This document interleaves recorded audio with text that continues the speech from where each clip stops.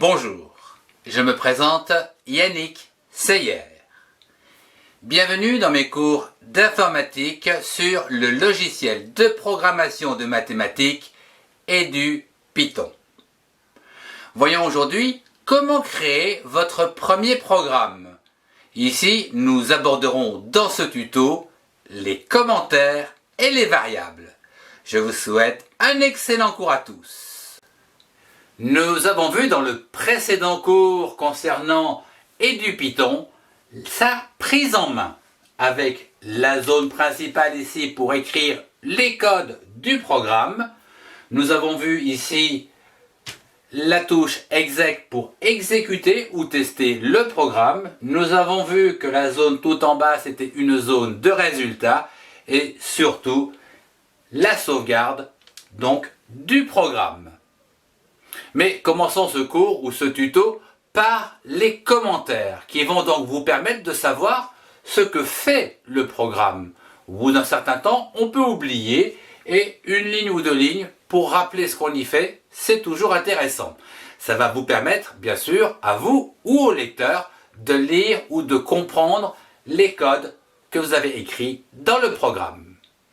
Ici, pour les commentaires, nous allons utiliser un symbole dièse en français ou H en anglais pour faire figurer un commentaire.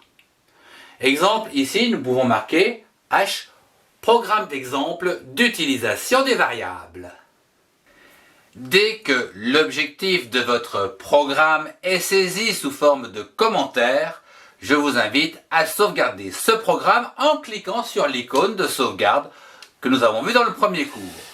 Commençons la saisie des codes de votre programme concernant aujourd'hui les variables. Les variables, c'est quoi? Eh bien, ce sont des emplacements réservés dans votre mémoire d'ordinateur. Elles ont un nom, mais aussi un type, une valeur et une portée. Exemple avec A est égal à 10, où ici nous pouvons rajouter le commentaire initialisation de la variable A. Après chaque ligne que vous avez écrite, je vous invite à réaliser une sauvegarde à l'aide des touches CTRL-S. C'est rapide et ça vous permet d'avoir toujours la dernière version que vous avez mise à jour. Comme je vous l'ai dit précédemment, les variables peuvent avoir différents types. Nous avons vu que A est égal à 10, c'est un nombre entier ici, mais on peut avoir par exemple B pour une manipulation donc de 2 multiplié par A, où ici il y aura donc une affectation de B. On peut avoir C par exemple est égal à 10 entre côtes. C'est un nombre mais sous forme de caractère.